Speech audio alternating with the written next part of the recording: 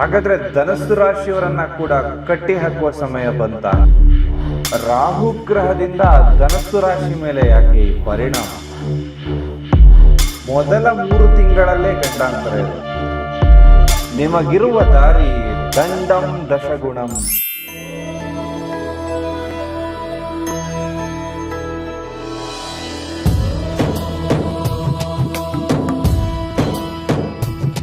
ಹಣಕಾಸು, ಮದುವೆ, ದಾಂಪತ್ಯ, ಪ್ರೀತಿ ಪ್ರೇಮ ಸಮಸ್ಯೆಗಳು, ಜೀವನದಲ್ಲಿ ನೆಮ್ಮದಿ ಇಲ್ಲದಿರುವುದು, ವ್ಯಾಪಾರ ಅಭಿವೃದ್ಧಿ, ಮನೆಯ ವಾಸ್ತು ಹಾಗೂ ಇನ್ನಿತರ ಸಮಸ್ಯೆಗಳಿಗೆ ಶಾಸ್ತ್ರೋಕ್ತ ಮತ್ತು ಶಾಶ್ವತ ಪರಿಹಾರವನ್ನ ತಿಳಿಸಿಕೊಡುತ್ತಾರೆ. ಗುರೂಜಿಯವರ ಅಪಾಯಿಂಟ್ಮೆಂಟ್ಗಾಗಿ ಕರೆ ಮಾಡಿ.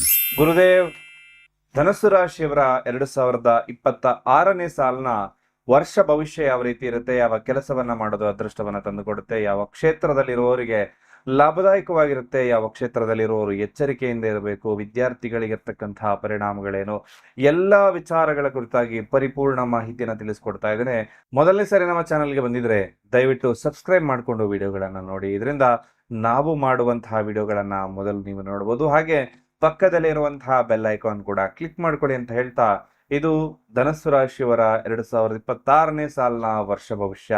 ಒಂದು 10-12 ನಿಮಿಷಗಳ ಸಮಯ ಅವಕಾಶವನ್ನ ತೆಗೆದುಕೊಂಡು ಈ ವಿಡಿಯೋವನ್ನ ಸಂಪೂರ್ಣವಾಗಿ ನೋಡಿ. ಬಹುತೇಕ ಆಳವಾದ ಅಧ್ಯಯನವನ್ನ ಮಾಡಿ ಈ ವಿಡಿಯೋವನ್ನ ನಿಮ್ಮಲ್ಲಿವರೆಗೂ ತಗೊಬಂದಿದ್ದೇನೆ.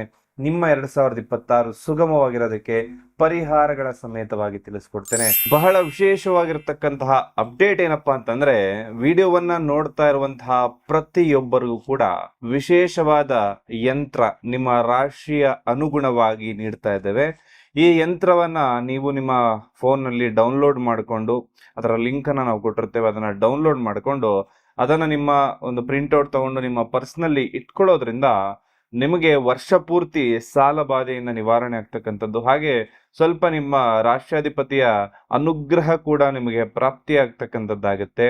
ಇದನ್ನ ಹೇಗೆ ಡೌನ್ಲೋಡ್ ಮಾಡ್ಕೋಬೇಕು ಅಂದ್ರೆ, ವಿಡಿಯೋದ ಕೊನೆಯಲ್ಲಿ ಒಂದು ಲಿಂಕ್ ಅನ್ನ ಸ್ಕ್ಯಾನರ್ ಅನ್ನ ಕೊಟ್ಟಿರ್ತೇನೆ, ಅದರ ಮುಖಾಂತರದಲ್ಲಿ ಇದನ್ನ ಡೌನ್ಲೋಡ್ ಮಾಡ್ಕೋಬಹುದು. ಅಥವಾ ಕಮೆಂಟ್ ಸೆಕ್ಷನ್ ಅಲ್ಲೂ ಕೂಡ ಇದರ ಲಿಂಕ್ ಅನ್ನ ಕೊಟ್ಟಿರ್ತೇನೆ. ವಾಟ್ಸ್ಆಪ್ ಮುಖಾಂತರ ಇದನ್ನ ನೀವು ಡೌನ್ಲೋಡ್ ಮಾಡ್ಕೋಬಹುದು. ಹಾಗೆ ನಮ್ಮ ವಾಟ್ಸ್ಆಪ್ ನಲ್ಲಿ ಇನ್ನು ಮುಂದೆ ನಿಮ್ಮ ರಾಶಿಯ ಅನುಗುಣವಾಗಿರ್ತಕ್ಕಂತಹ ದಿನ ಭವಿಷ್ಯದ ಅಪ್ಡೇಟ್ ಗಳನ್ನ ಕೂಡ ನಿಮ್ಮ ಮೊಬೈಲ್ ನಲ್ಲಿ ನೀವು ಪಡ್ಕೊಳ್ಬಹುದು.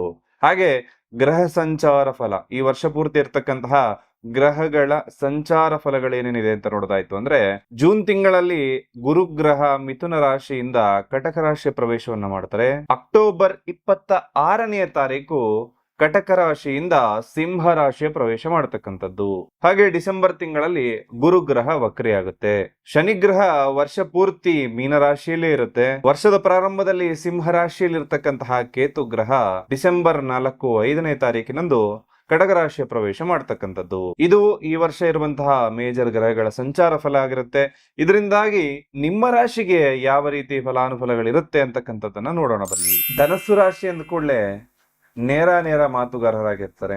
ಯಾವುದು ಕೂಡ ಮುಂದೆ ಒಂದು ಹಿಂದೆ ಒಂದು ಅಂತಲ್ಲ, ಸರಿ ಇದ್ರೆ ಸರಿ, ತಪ್ಪಂದ್ರೆ ತಪ್ಪು. ಅದನ್ನ ನೇರವಾಗಿ ಇವರಷ್ಟು ಚೆನ್ನಾಗಿ ಇವರಷ್ಟು ನೀಟಾಗಿ ಯಾರಿಂದಾದ್ರೂ ಹೇಳೋದಕ್ಕೆ ಸಾಧ್ಯನೇ ಇಲ್ಲ. ಯಾಕಂದ್ರೆ ಇವರಿಗೆ ಇರುವಂತಹ ಗುಣವೇ ಮನಸ್ಸಿನಲ್ಲಿ ಒಂದು, ಹೊರಗಡೆ ಒಂದು, ಆತರ ಯಾವತ್ತೂ ಯೋಚನೆ ಮಾಡುವುದಿಲ್ಲ. ಒಂದು ರಾಶಿಯ ಚಿಹ್ನೆಯಲ್ಲೇ ಸಂಪೂರ್ಣವಾದ ಪ್ರತಿಬಿಂಬ ಅಂತಕ್ಕಂಥದ್ದು ಕಾಣುತ್ತೆ. ಯಾಕಂದ್ರೆ ಇವರ ಬಿಲ್ಲು ಯಾವ ಕಡೆಗೆ ಮುಖವಾಗಿದೆ, ಯಾವ ಗುರಿಯ ಕಡೆ ಮುಖವಾಗಿದೆ ಅನ್ನೋದು ಬಹಳ ಮುಖ್ಯವಾಗಿರ್ತಕ್ಕಂಥದ್ದು. ಗುರಿಯನ್ನ ಪ್ರತಿಯೊಬ್ಬ ಧನುಸು ರಾಶಿಯವರು ಇಟ್ಟಿರ್ತಾರೆ. ಅದನ್ನ ಹೇಗೆ ಮುಟ್ಟಬೇಕು, ಹೇಗೆ ಮುಟ್ಟೋದಕ್ಕೆ ಸಾಧ್ಯ ಅನ್ನೋದಷ್ಟೇ ನಾವು ತಿಳ್ಕೊಬೇಕಾಗಿರೋ ವಿಚಾರ. ಜ್ಞಾನದ ಹಸಿವು ಅಂತಕ್ಕಂಥದ್ದು ಅತ್ಯಂತ ನೀಗಿಸಲೇ ಸಾಧ್ಯವಾಗದಂತಹ ಹಸಿವು. ಈ ಹಸಿವು ಧನುಸ್ಸು ರಾಶಿಯವರಿಗೆ ಜಾಸ್ತಿ. ಅಂದ್ರೆ ಹೊಸ ವಿಚಾರಗಳನ್ನ ಕಲಿಬೇಕು, ಹೊಸ ಅಧ್ಯಯನವನ್ನ ಮಾಡಬೇಕು, ನನಗೊಂದಷ್ಟು ವಿಚಾರ ತಿಳ್ಕೊಳ್ಬೇಕು, ನಾನೊಂದು ಅಧ್ಯಯನವನ್ನ ಮಾಡಬೇಕು. ಈ ರೀತಿ ಎಲ್ಲಾ ವಿಚಾರವನ್ನ ಹುಡುಕಿಗೆ ಹೋಗಿ ಬಹುತೇಕವಾಗಿ ತಮ್ಮ ಜೀವನವನ್ನೇ ಕಳೀತಾರೆ. ಅಂದ್ರೆ ಋಷಿ ಮೂಲ, ನದಿ ಮೂಲವನ್ನ ಹುಡುಕ್ಬಾರದು ಅಂತಾರೆ. ಧನುಸ್ಸು ರಾಶಿಯವರನ್ನೇನಾದ್ರೂ ಬಿಟ್ರೆ ಆ ಮೂಲವನ್ನ ಯಾವುದು ಅಂತ ಕೂಡ ಕಂಡುಹಿಡಿತಾರೆ.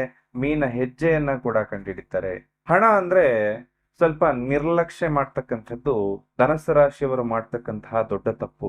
ಇದು ನಿಮ್ಮನ್ನ ಒಂದಲ್ಲ ಒಂದು ದಿನ ಕೆಟ್ಟ ಪರಿಸ್ಥಿತಿಗೆ ತೆಗೆದುಕೊಂಡು ಹೋಗುತ್ತೆ. ಹಾಗಾಗಿ ದುಡ್ಡಿಗೆ ಕೊಡುವಂತಹ ಬೆಲೆ ಸರಿ ಆಯ್ತು, ನಾನು ಎಷ್ಟು ಕೊಡಬೇಕು ಅಷ್ಟು ಕೊಡ್ತೀನಿ ಅಂತ ನೀವು ಹೇಳಬಹುದು. ಆದ್ರೆ ಧನಸ್ಸು ರಾಶಿಯವರು ನೀವು ಅರ್ಥ ಮಾಡ್ಕೊಳ್ಳಿ, ಕಷ್ಟ ಅಂತ ಬಂದಾಗ ಇದೇ ಹಣವೇ ನಿಮ್ಮನ್ನ ಕಾಪಾಡುತ್ತೆ. ಹಾಗಾಗಿ ಅದನ್ನ ಒಂದಷ್ಟು ಖರ್ಚು ಮಾಡ್ಬೇಕಾದ್ರೆ ಯೋಚನೆ ಮಾಡಿ ಆನಂತರದಲ್ಲಿ ಖರ್ಚು ಮಾಡೋದು ಉತ್ತಮವಾಗಿರುತ್ತೆ. ಕಷ್ಟದಲ್ಲಿದ್ರು, ನೋವಿನಲ್ಲಿದ್ರು, ಎಷ್ಟೇ ಒಂದು ದುಃಖದ ಪರಿಸ್ಥಿತಿಯಲ್ಲಿದ್ರು ಕೂಡ ನಗನಗುತ್ತಾ ಇರತಕ್ಕಂಥದ್ದು ಈ ಧನಸ್ಸು ರಾಶಿಯ ವಿಶೇಷ. ಯಾಕಂದ್ರೆ ಅವರಲ್ಲಿ ಅವರ ಒಂದು ದುಃಖವನ್ನ ತಡೆದಿಟ್ಟುಕೊಳ್ಳುವಂಥದ್ದು, ಅದನ್ನ ನುಂಗಿಕೊಳ್ಳುವಂತಹ ವಿಶೇಷವಾದ ಸಾಮರ್ಥ್ಯ ಇದೆ. ಆದ್ರೆ ತನ್ನವರು ಅಂತ ಬಂದಾಗ ಅವರನ್ನ ಕಾಪಾಡಿಕೊಳ್ಳಿಕ್ಕೆ, ಅವರನ್ನ ಬಿಟ್ಟು ಕೊಡದೆ, ಅವರನ್ನ ವಿಶೇಷವಾಗಿ ನಮ್ಮವರು, ತಮ್ಮವರು, ಸ್ನೇಹಿತರು ಅಂತ ಹೇಳಿ ಯೋಚನೆ ಮಾಡುವಂತಹ ಗುಣ ಕೂಡ ಧನಸ್ಸು ರಾಶಿಯಲ್ಲಿದೆ. ಇವರಿಗೆ ಮೂಲವಾಗಿ ಬೇಕಾಗುವಂಥದ್ದು ಸ್ವಾತಂತ್ರ್ಯ. ಅಂದ್ರೆ ಬಹುತೇಕ ಸ್ವಾತಂತ್ರ್ಯ ಹೋರಾಟಗಾರರು ಕೂಡ ಈ ಒಂದು ಧನಸ್ಸು ರಾಶಿಯಲ್ಲೇ ಹುಟ್ಟಿರ್ತಕ್ಕಂಥವರೇ ಆಗಿರ್ತಾರೆ. ಯಾಕಂದ್ರೆ ಅವರನ್ನ ಕಟ್ಟಿ ಹಾಕೋದಾಗಿರ್ಬೋದು, ಅವರನ್ನ ಒಂದು ಕಡೆ ನೀನು ಇದನ್ನೇ ಮಾಡು, ಹೀಗೆ ಮಾಡು ಅಂತ ಹೇಳಿದ್ರೆ ಯಾವುದೇ ಕಾರಣಕ್ಕೂ ಅವರಲ್ಲಿ ಇರೋದಕ್ಕೆ ಸಾಧ್ಯ ಇಲ್ಲ. ಅವರ ಒಂದು ಪರಿಸ್ಥಿತಿ ಕೂಡ ವಿಶೇಷವಾಗಿ ಅದೇ ತರನೇ ಇರುತ್ತೆ. ಅವರು ಅವರ ಒಂದು ಸಾಮರ್ಥ್ಯವನ್ನ ಸ್ವಂತ ಕಾಲಿನ ಮೇಲೆ ಇಟ್ಟು ಒಂದು ಸಂಸ್ಥೆಯನ್ನ ಕಟ್ಟುವಂಥದ್ದಾಗಿರ್ಬೋದು, ಒಂದು ಕೆಲಸವನ್ನ ಮಾಡುವಂಥದ್ದಾಗಿರ್ಬೋದು. ಕೆಲಸದಲ್ಲಿ ಇತ್ತು ಅಂದ್ರೂ ಅವರು ಅವರ ಒಂದು ವರ್ಕ್ ಒಂದು ಸುತ್ತಮುತ್ತಲು ಎಲ್ಲವೂ ಕೂಡ ಸ್ವತಂತ್ರವಾಗಿ ಇಟ್ಟಿರ್ತಾರೆ. ಇನ್ನೊಬ್ಬ ಹೇಳಿದ್ದನ್ನ ಪೂರ್ತಿ ಕೇಳುವಂತಹ ಪೊಸಿಷನ್ ಅಲ್ಲೂ ಕೂಡ ಧನಸ್ಸು ರಾಶಿಯವರು ಜಾಸ್ತಿ ಸಮಯ ಇರೋದಕ್ಕೆ ಸಾಧ್ಯ ಇಲ್ಲ. ಬೇರೆಯವರೇನಾದ್ರೂ ಸುಳ್ಳನ್ನ ಹೇಳಿದ್ರೆ ಇವರು ತುಂಬಾ ಬೇಗ ಅದನ್ನ ಕಂಡು ಹಿಡಿತಾರೆ. ತುಂಬಾ ನಾಟಕೀಯವಾಗಿ ಮಾತಾಡಿದ್ರೆ ಅದನ್ನ ಬೇಗ ಕಂಡು ಹಿಡಿತಾರೆ. ಹಾಗೂ ಇದನ್ನ ಯಾವುದೇ ಕಾರಣಕ್ಕೂ ಕೂಡ ಈ ಧನಸ್ಸು ರಾಶಿಯವರು ಸಹಿಸಿಕೊಳ್ಳೋದೇ ಇಲ್ಲ. ಧನಸ್ಸು ರಾಶಿಯವರು ತಮ್ಮ ಸಂಗಾತಿಗೆ ಸಂಪೂರ್ಣವಾದ ಸ್ವಾತಂತ್ರ್ಯವನ್ನ ಕೊಡ್ತಾರೆ. ಯಾಕಂದ್ರೆ ಅವರಿಗೆ ಸ್ವಾತಂತ್ರ್ಯ ಅಂತಕ್ಕಂಥದ್ದು ಬಹುತೇಕ ಇಷ್ಟವಾಗಿರ್ತಕ್ಕಂಥದ್ದು. ಹಾಗಾಗಿ ಅವರ ಪಾರ್ಟ್ನರ್ಗೂ ಕೂಡ ಸ್ವಾತಂತ್ರ್ಯ ಅಂತಕ್ಕಂಥದ್ದು ಇರುತ್ತೆ. ಇದರ ಜೊತೆಯಲ್ಲಿ ಒಂದಷ್ಟು ಸುತ್ತಾಟ ಮಾಡುವಂಥದ್ದು, ಓಡಾಟ ಮಾಡುವಂಥದ್ದು, ತಿರುಗಾಟ ಮಾಡ್ತಕ್ಕಂಥದ್ದು, ಒಂದಷ್ಟು ಸ್ಥಳಗಳಿಗೆ ಭೇಟಿ ನೀಡ್ತಕ್ಕಂಥದ್ದು ಈ ಧನಸ್ಸು ರಾಶಿಯವರಿಗೆ ಬಹುತೇಕ ಖುಷಿ ಕೊಡ್ತಕ್ಕಂತಹ ವಿಚಾರವೇ ಸರಿ. ಬಹುತೇಕ ಧನಸ್ಸು ರಾಶಿಯವರು ನಾಳೆ ಇದೆಯೋ ಇಲ್ವೋ ಗೊತ್ತಿಲ್ಲ, ಆದ್ರೆ ಇವತ್ತಿಗೋಸ್ಕರ ಬದುಕಬೇಕು, ಇವತ್ತಿನ ದಿನ ಚೆನ್ನಾಗಿರ್ಬೇಕು ಅಂತಕ್ಕಂಥ ನಿಟ್ಟಿನಲ್ಲಿ ಯೋಚನೆಯನ್ನ ಮಾಡ್ತಾ ಇರ್ತಾರೆ. ಆದ್ರೆ ಈ ಒಂದು ಯೋಚನೆಯಿಂದಾಗಿ ಸ್ವಲ್ಪ ಸೇವಿಂಗ್ಸ್ ಮಾಡ್ಕೊಳ್ಳೋದನ್ನೇ ಮರ್ತೋಗ್ಬಿಡ್ತಾರೆ. ಈ ಸೇವಿಂಗ್ಸ್ ಮಾಡದೇ ಇದ್ದಾಗ ಕಷ್ಟ ಕಾಲದಲ್ಲಿ ಬಹುತೇಕ ಸಮಸ್ಯೆಗಳನ್ನ ನೀವು ಎದುರಿಸ್ತಾ ಇರ್ತೀರಿ. ಇವರು ಸಕ್ಸಸ್ ಆಗ್ತಕ್ಕಂಥದ್ದು ಒಂದಷ್ಟು ಸ್ವಂತ ಉದ್ಯಮದಲ್ಲೇ ಜಾಸ್ತಿ. ತಮ್ಮ ಸ್ವಂತ ಕಾಲ ಮೇಲೆ ನಿಂತಾಗ ಈ ಧನಸ್ಸು ರಾಶಿಯವರು ಜೀವನದ ಅತ್ಯಂತ ಉನ್ನತ ಸ್ಥಾನಕ್ಕೂ ಕೂಡ ಹೋಗುವಂತವರಾಗ್ತಾರೆ. ಇವರಿಗೆ ಅತ್ಯಂತ ದೊಡ್ಡ ಬಲ ಏನಪ್ಪಾ ಅಂತಂದ್ರೆ ಗುರು ಇವರ ರಾಶಿಯಾಧಿಪತಿಯಾಗಿರ್ತಕ್ಕಂಥದ್ದು. ಗುರುವಿನ ಬಲ, ಗುರುವಿನ ಅನುಗ್ರಹ ಯಾವುದೇ ಮನೆಯಲ್ಲಿ ಇದ್ರೂ ಕೂಡ ಗುರುವಿನ ಅನುಗ್ರಹ ಧನುಸ್ಸು ರಾಶಿ ಮೇಲೆ ಇರುತ್ತೆ. ಜೊತೆಗೆ ಮೀನರಾಶಿಯವರಿಗೂ ಕೂಡ ಈ ಲಾಭ ಇರುತ್ತೆ. ಆದ್ರೆ ಧನಸ್ಸು ರಾಶಿಯಲ್ಲಿ ಗುರುವಿನ ಅನುಗ್ರಹ ಅಂತಕ್ಕಂಥದ್ದು ಹೆಚ್ಚಾಗಿರ್ತಕ್ಕಂಥದ್ದು. ಈ ಧನಸ್ಸು ರಾಶಿಯವರು ಬಹುತೇಕ ಸಾಹಸಿಗಳಾಗಿರ್ತಾರೆ, ಒಂದು ರಿಸ್ಕ್ ಟೇಕರ್ಗಳಾಗಿರ್ತಾರೆ. ಹಾಗಂತ ಎಲ್ಲ ಪಾಸಿಟಿವ್ ಆಗೇ ಇದೆಯಲ್ಲ, ನೆಗೆಟಿವ್ ಇಲ್ವೇ ಇಲ್ವಾ ಅಂದ್ರೆ ಖಂಡಿತ ನೆಗೆಟಿವ್ ಕೂಡ ಇದೆ. ಕೆಲವೊಂದು ಬಾರಿ ನಮ್ಮ ಮನೆಗೆ ನಾವು ಮಾಡ್ತಕ್ಕಂತಹ ಕೆಲಸವನ್ನ ಬಿಟ್ಟು ನಮ್ಮ ಊರಿನ ಬಗ್ಗೆ ಯೋಚನೆ ಮಾಡ್ತಕ್ಕಂಥದ್ದೇ ಈ ಧನಸ್ಸು ರಾಶಿಯವರು ಮಾಡುವ ತಪ್ಪು. ಅಂದ್ರೆ ನನ್ನ ಕೆಲಸ ಏನೋ ಇರುತ್ತೆ ಅದನ್ನ ಮಾಡೋದ್ ಬಿಟ್ಟು ಊರಿಗೆ ಉಪಕಾರಿಯಾಗೋದಕ್ಕೆ ಹೋಗಿ ನನ್ನ ಕೆಲಸವನ್ನ ಹಾಳು ಮಾಡ್ಕೊಳ್ತಕ್ಕಂಥದ್ದು ಈ ಧನಸ್ಸು ರಾಶಿಯವರು ಮಾಡುವ ಮೂಲ ತಪ್ಪೇ ಇದು. ನಿಮ್ಮ ಜೀವನ, ನಿಮ್ಮ ಮನೆ, ನಿಮ್ಮ ಸುತ್ತಮುತ್ತಲಿರ್ತಕ್ಕಂತಹ ವ್ಯಕ್ತಿಗಳನ್ನ ನೋಡಿ ಅವರಿಗೆ ಬೇಕಾದದನ್ನ ಮಾಡಿ. ಇಲ್ಲ ಅಂದ್ರೆ ಬಹುತೇಕ ಕಷ್ಟದಲ್ಲಿ ಸಿಗಾಕೊಳ್ಳುವ ಪರಿಸ್ಥಿತಿ ನಿಮ್ಮದಾಗುತ್ತೆ. ಈ ಧನಸ್ಸು ರಾಶಿಯಲ್ಲಿರ್ತಕ್ಕಂತಹ ಜನರ ವಿಶೇಷತೆ ಏನಂದ್ರೆ ಇವರ ಮನೆಯಲ್ಲಾದ್ರೂ ಸರಿ ಅಥವಾ ಇವರ ಕುಟುಂಬದಲ್ಲಾದ್ರೂ ಸರಿ ಇವರು ಅತ್ಯಂತ ಎತ್ತರದ ವ್ಯಕ್ತಿಗಳಾಗಿರ್ತಾರೆ. ಇದಕ್ಕೆ ಮೂಲ ಕಾರಣ ಧನಸ್ಸು ರಾಶಿ ಅಂದ್ರೆ ನಮ್ಮ ಒಂದು ತೊಡೆಯ ಭಾಗವನ್ನ ಸೂಚನೆ ಮಾಡುತ್ತೆ. ಹಾಗಾಗಿ ಈ ಒಂದು ಧನಸ್ಸು ರಾಶಿಯ ಬಹುತೇಕ ಜನ ತುಂಬಾ ಎತ್ತರದವರು ಇರ್ತಾರೆ. ಈ ಧನಸ್ಸು ರಾಶಿಯವರಿಗೆ ನಿಯಮಿತ ಆಹಾರ ಜೊತೆಗೆ ಒಂದಷ್ಟು ವ್ಯಾಯಾಮದ ಅಗತ್ಯ ಅತಿ ಹೆಚ್ಚಾಗಿರುತ್ತೆ. ಆದ್ರೆ ಅದನ್ನ ಓವರ್ ಆಗಿ ಮಾಡಿದಾಗ ಅನೇಕ ಕಾಯಿಲೆಗಳನ್ನ ನೀವೇ ಬರಮಾಡ್ಕೊಳ್ಳುವ ಹಾಗೆ ಆಗುತ್ತೆ. ಇವರು ಜೀವನದಲ್ಲಿ ಏನೋ ಒಂದು ಸತ್ಯವನ್ನ ಹುಡುಕಿಕೊಂಡು ಅಥವಾ ಏನೋ ಒಂದು ಅನ್ವೇಷಣೆಯನ್ನ ಮಾಡಿಕೊಂಡು ಒಂದು ಲೋಕ ಪರ್ಯಟನೆ ಮಾಡುವಂಥದ್ದು ಅಥವಾ ಒಂದಷ್ಟು ಊರುಗಳನ್ನ ಸುತ್ತುವಂಥದ್ದು, ಈ ರೀತಿ ಮನೋಭಾವವನ್ನ ಇವರು ಬೆಳೆಸ್ಕೊಂಡಿರ್ತಾರೆ. ಆದ್ರೆ ಇವರಿಗೆ ಈ ಒಂದು ಪ್ರಪಂಚ ಅಂತಕ್ಕಂಥದ್ದು, ಈ ಯೂನಿವರ್ಸ್ ಅಂತಕ್ಕಂಥದ್ದು ಬೇರೆಯದ್ದೇ ಪಾಠವನ್ನ ಕಲಿಸುವಂತದ್ದು ಕೂಡ ಧನುಸು ರಾಶಿಯವ್ರ ನೆನಪಲ್ಲಿ ಇಟ್ಕೋಬೇಕು. ಒಂದು ಒಳ್ಳೆ ವಿಚಾರ ಏನಪ್ಪಾ ಅಂತಂದ್ರೆ, ತುಂಬಾ ಬೇಗ ಜವಾಬ್ದಾರಿ ಏನು ಅಂತ ಹೇಳಿ ಅರ್ಥ ಮಾಡಿಕೊಳ್ತಾರೆ. ಆ ಜವಾಬ್ದಾರಿಯನ್ನ ಅವರೇ ವಹಿಸಿಕೊಳ್ತಾರೆ. ಆ ಜವಾಬ್ದಾರಿಯನ್ನ ನಿರ್ವಹಿಸ್ತಾರೆ. ಕುಟುಂಬದವರೆಲ್ಲ ಚೆನ್ನಾಗಿರ್ಲಿ, ನನ್ನ ಸುತ್ತಮುತ್ತಲಿರುವವರೆಲ್ಲ ಚೆನ್ನಾಗಿರ್ಲಿ ಅಂತಕ್ಕಂಥ ವಿಶೇಷವಾದ ತ್ಯಾಗ ಮನೋಭಾವ ಕೂಡ ಈ ಧನುಸ್ಸು ರಾಶಿಯವರಲ್ಲಿರುತ್ತೆ. ಇದನ್ನ ಬಹುತೇಕ ಅವರ ಕುಟುಂಬದವರೇ ದುರುಪಯೋಗ ಕೂಡ ಪಡ್ಕೊಳ್ತಾರೆ. ಇನ್ನೊಬ್ಬರಿಗೆ ಸ್ಫೂರ್ತಿದಾಯಕವಾಗಿರ್ಬೇಕು, ಇನ್ನೊಬ್ಬರಿಗೆ ಹೊಸ ದಾರಿಯನ್ನ ಸೂಚನೆ ಮಾಡಬೇಕು, ಇನ್ನೊಬ್ಬರನ್ನ ಸರಿ ದಾರಿಯಲ್ಲಿ ಕರೆದುಕೊಂಡು ಹೋಗ್ಬೇಕು ಅಂತಕ್ಕಂಥ ವಿಶೇಷ ಮನಸ್ಸು ಕೂಡ ಈ ಒಂದು ಧನುಸ್ಸು ರಾಶಿಯಲ್ಲಿದೆ. 2026ರಲ್ಲಿ ನಿಮ್ಮ ಮುಂದೆ ಇರುವ ವಿಶೇಷವಾದ ಹೈಲೈಟ್ ಏನಪ್ಪಾ ಅಂತಂದ್ರೆ, ನೀವು ಈ ವರ್ಷ ಬರುವ ಸವಾಲುಗಳನ್ನ ಹೇಗೆ ಸ್ವೀಕರಿಸ್ತೀರಿ ಅಂತಕ್ಕಂಥದ್ದೇ ನಿಮ್ಮ ಮುಂದೆ ಕಾಡ್ತಕ್ಕಂತಹ ಯಕ್ಷ ಪ್ರಶ್ನೆ. ಈ ವರ್ಷ ಪೂರ್ತಿ ನಿಮ್ಮ ಕೆಲಸದಲ್ಲಿ ಸ್ಥಿರತೆ ಅಂತಕ್ಕಂಥದ್ದಿರುತ್ತೆ. ಈ ಸ್ಥಿರತೆ ಅಂದ್ರೆ ಸ್ಟೆಬಿಲಿಟಿ ಅಂತಕ್ಕಂಥದ್ದು ನಿಮ್ಮ ಜಾಬ್ ಅಲ್ಲಿ, ನಿಮ್ಮ ಬಿಸ್ನೆಸ್ ಅಲ್ಲಿ ಇರುತ್ತೆ. ಆದ್ರೆ ಮುಂಬರುವ ದಿನಗಳಲ್ಲಿ ಅಂದ್ರೆ ವರ್ಷದ ಕೊನೆಯ ಹಂತದಲ್ಲಿ ಸ್ವಲ್ಪ ಸವಾಲುಗಳನ್ನ ನೀವು ಎದುರಿಸಬೇಕಾದಂತಹ ಸಮಯವೂ ಕೂಡ ಬರಬಹುದು. ವರ್ಷದ ಮೊದಲ ಅರ್ಧದಲ್ಲಿ ನಿಮ್ಮ ಗ್ರಾಫ್ ಅಂತಕ್ಕಂಥದ್ದು ಏರಿಕೆಯಾಗ್ತಾನೆ ಹೋಗುತ್ತೆ. ಆದ್ರೆ ಕೊನೆಯ ಹಂತದಲ್ಲಿ ಸ್ವಲ್ಪ ಸವಾಲುಗಳು ಬೇಕಾಗತ್ತೆ. ಆ ಸವಾಲುಗಳನ್ನ ಎದುರಿಸುವಂತಹ ಚೈತನ್ಯ ಖಂಡಿತವಾಗ್ಲೂ ನಿಮ್ಮಲ್ಲಿದೆ. ಆ ಬುದ್ಧಿಶಕ್ತಿಯೂ ಕೂಡ ನಿಮ್ಮಲ್ಲಿದೆ. ನಿಮಗೆ ಒಂದು ಅಕ್ಟೋಬರ್ ನವೆಂಬರ್ ತಿಂಗಳು 2026ರಲ್ಲಿ ಸ್ವಲ್ಪ ಸವಾಲುಗಳು ಬರುತ್ತೆ. ಅದನ್ನ ನೀವು ಸಮರ್ಥವಾಗಿ ಎದುರಿಸಬೇಕು. ಸ್ವಲ್ಪ ನಿಧಾನಗತಿಯ ಬೆಳವಣಿಗೆ ಕಂಡ್ರೂ ಕೂಡ ಇದರಲ್ಲಿ ನನಗೆ ಗೆಲುವಿದೆ ಅಂತಕ್ಕಂತಹ ಮನೋಸ್ಥೈರ್ಯ ನೀವು ಇಟ್ಕೊಂಡಾಗ ಅಭಿವೃದ್ಧಿ ನಿಮಗಾಗತ್ತೆ. ವರ್ಷ ಪೂರ್ತಿ ನಿಮ್ಮ ಆರ್ಥಿಕ ಸ್ಥಿತಿ ಅಂತಕ್ಕಂಥದ್ದು ಏನೋ ಪರವಾಗಿಲ್ಲ, ಅಲ್ಲಿಂದಲ್ಲಿಗೆ ನಡೀತಾ ಇದೆ ಅಂತಕ್ಕಂಥ ರೀತಿಯಲ್ಲೇ ಇರುತ್ತೆ. ಖರ್ಚು ವೆಚ್ಚಗಳನ್ನ ಯಾವ ರೀತಿ ಕಡಿವಾಣ ಹಾಕ್ತೀರಿ ಅಂತಕ್ಕಂಥದ್ದೇ ನಿಮ್ಮ ಮುಂದೆ ಇರುವಂತಹ ಸಮಸ್ಯೆ.